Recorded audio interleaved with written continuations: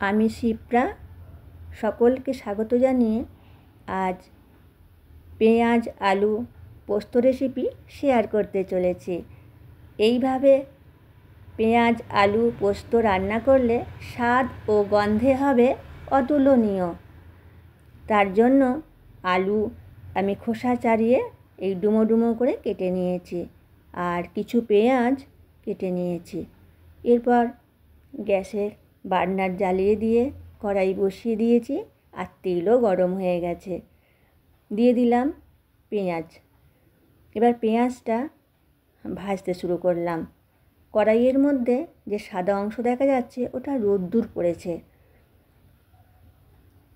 পেঁয়াজটা এবার ভাজবো একটু লাল লাল করে।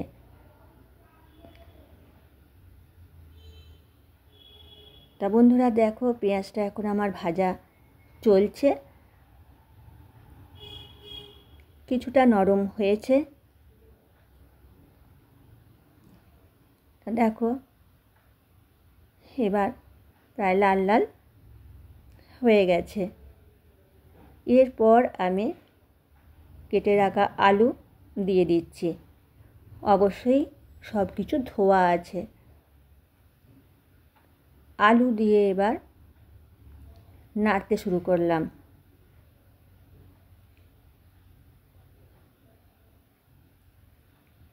আলুটা বেশ কিছুক্ষণ নাড়ব, যতক্ষণ না লাল রং আসছে।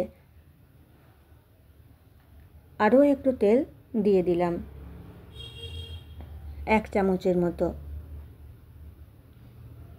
দিয়ে ভালো করে নাড়ছি। এদিকে চলো আলু ভাজা হতে থাক, আমি এবার বাটনাটা ঠিক করে নিই।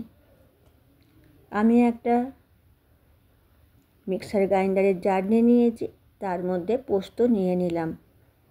আমি মিক্সার গ্রাইন্ডারেই পেস্ট করব, আর শুকনো অবস্থায় প্রথম আমি পেস্ট করি, এই দেখো। তারপর আমি জল দিয়ে আর একবার পেস্ট করে নেব। এতে খুব তাড়াতাড়ি পেস্ট হয়ে যায়। আর আমি যে পেস্ট করব সেটা কিন্তু খুব মিহি করব না। এদিকে আমার চলছে আলু ভাজা, আর আলুটা অনেকটাই লাল রং এসে গেছে। এবার আলুর মধ্যে দিয়ে দিচ্ছি লবণ, আর দিচ্ছি লাল লঙ্কার গুঁড়ো, তাতে কালারটাও বেশ সুন্দর হবে। আর ঝালটা যে যার প্রয়োজন মতো দিয়ে নিলেই হবে। দিয়ে আমি কিছুক্ষণ নাড়াচাড়া করে নিচ্ছি। এতে লাল লঙ্কার জন্য কালারটাও ভাজতে ভাজতে সুন্দর আসবে। তো দেখো কালারটাও আস্তে আস্তে চেঞ্জ হয়ে বেশ সুন্দর এসে গেছে। দেখো, আর এই ভাজতে ভাজতে আলু আমার প্রায় 60% সিদ্ধও হয়ে যাচ্ছে।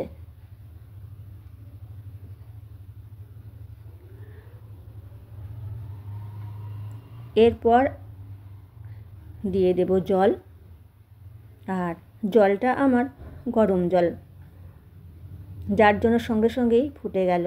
এবার দিয়ে দিচ্ছি কাঁচা মরিচ বা কাঁচা লঙ্কা। খুব আগে থেকে দিলে এর সেন্ট থাকবে না, তাই এখন দিয়ে দিলাম। এরপর একটা ঢাকা দিয়ে দিচ্ছি কিছুক্ষণের জন্য। এই 3-4 মিনিট হবে সেরকম ঢাকা দিলাম। খুলে দিলাম ঢাকা। দেখো আলুটা আমার প্রায় সিদ্ধ হয়ে গেছে। দেখিয়ে দিচ্ছি, এই দেখো।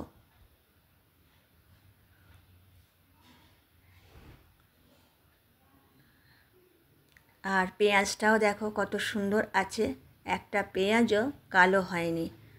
এখন আমি দিয়ে দিচ্ছি যে পোস্তটা পেস্ট করে রেখেছি, পোস্ত।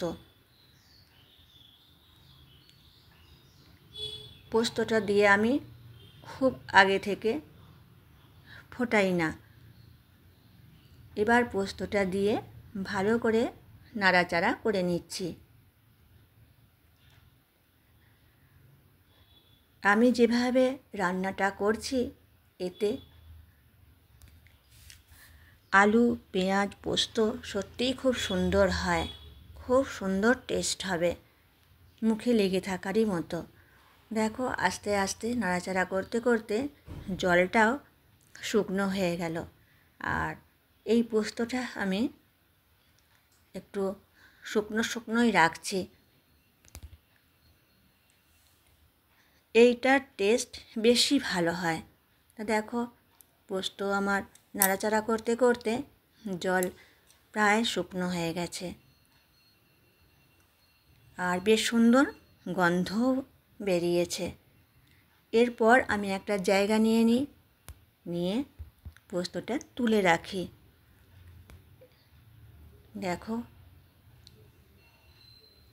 কতটা সুন্দর কালার হয়েছে, আর পেঁয়াজও গোটা গোটা আছে, আলুও গোটা গোটা আছে, আর পোস্তটা বেশ দানা দানা হয়েছে।